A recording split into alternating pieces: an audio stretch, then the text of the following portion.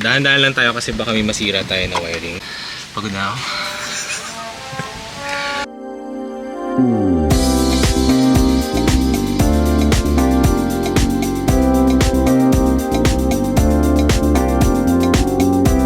Yung front kasi madali lang siya ikabit eh. The problem is the rear. Ngayon, you're trying to figure out saan ko pa dadaanin yung wiring. I don't want the wires dangling na nakaganyan. Kasi una magkakos yun ng mga...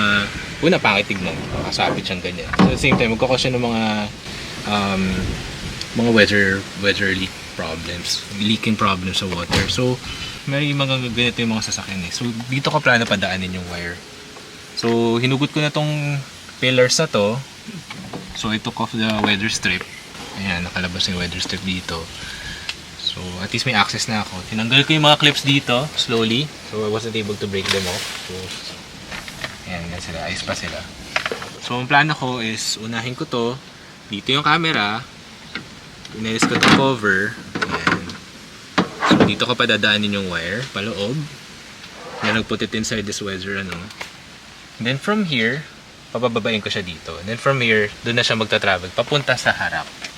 So, or from here, I can travel it here papunta doon sa PAX kasi most likely doon yung wiring. That's the plan. Trying to figure it out. Hindi ko dala yung specific tools ko na panghugot ng mga wiring. So, try to make do with what they have. Anyway, mahaba naman to. Surely abot to doon.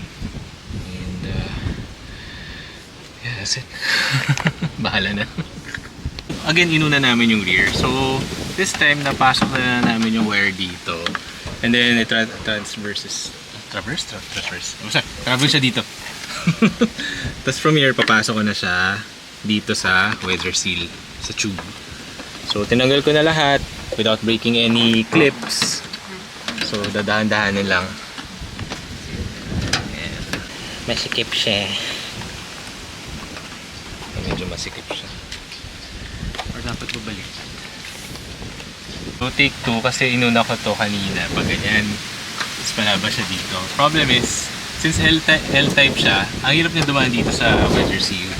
So, ulitin ko na lang. Ito yung unahin natin kasi ito yung flat. So, yeah, let's go. A few moments later. Pagod na ako. So, may nagtatrumpet dun sa kapitbahay. I like it. Anyways, update. So this time, since nagkamali ako, since flat yung dulo, pag ganun yung wiring. So I was able to make it, yan, pasok ko na siya, yan na siya, pasok na siya, napasok na siya. Tapos from yung wiring, papasok siya dito. So ito na siya kaya. So, okay na. May tips ba sa pagpasok ng wire? Ewan ka. Wala, tsaga lang. Hindi, there's some specific tools for you, mga panghugot ng wiring na mga ganyan. But unfortunately, hindi ko dinala. Ang galing-galing. So what I did, meron nung thin na wire. Ito yung ginagamit sa mga wipers. Ito yung parang stainless steel support. So ginawa ko, binalot ko na tape, binalot ko to dito, nakaganyan. Tapos yun yung ginamit ko para ma-push ko tong wire na gano'n. At least may guide siya. So after that, diretso siya. So, ayun, pagod na ako. Bukas na. Tuloy na natin bukas. Tsaka yung manggay, nahulog Muntik na kami. Munti ka na. A few moments later. So ito na siya. We just figure it out later paano yung final na kabit niya. But most likely ganyan siya. Para kita yung branding. Most likely put it in the center. Then okay na siya. So this time, ayan yung wire. So ibabalik ko na. So para lang, ayan na. ASMR. ASMR. Nice. Satisfying. Hindi mahirap eh. Kasi hindi ko nababalik na maayos. Hindi mo mapapansin ng owner. Mali. Sige, isa pa. Retake lang. Kanina ginawa ko, inuna ko muna tong nylon na yung wiring. Bago ko papasok to. So, parang na-realize ko. Kasi unahin ko tong white. Balik ko na lang siya muna dito. So at least habang stretchable ito, may space.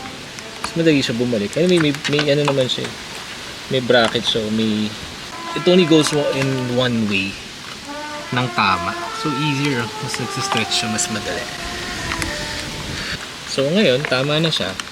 Mas madali na ito ibalik. So, And that's it. We're done. Okay na yan. Hell yeah.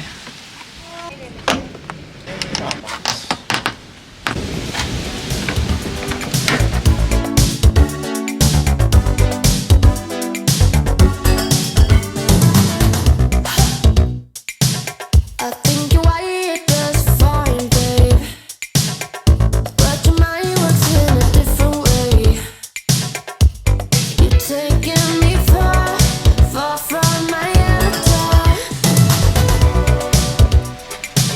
I think I get a bit addicted. It's the fear to get afflicted, but nothing worries me. First time ko makita paano ikabit yung rear dashcam. So, medyo ano pala siya. Ito yung kanina kong binivideo. Intense pala yun. Nakastress. Pero kaya naman. Kinaya naman. Bumuha sa OEM, walang, like, you wouldn't see na may dashcam at all. Tago lahat ng wires. And properly sealed, so wala siyang leaks. OEM spec. So, yun lang guys. Thanks for watching and see you on the next vlog. Peace! Problema lang ayaw mag-connect ng Wii controller dun sa dashcam. So, figure out na namin next time. Oo nga, Wii mode. paano tayo mag-games niyan? Wala tayong Wii. So hopefully, ma-figure out natin.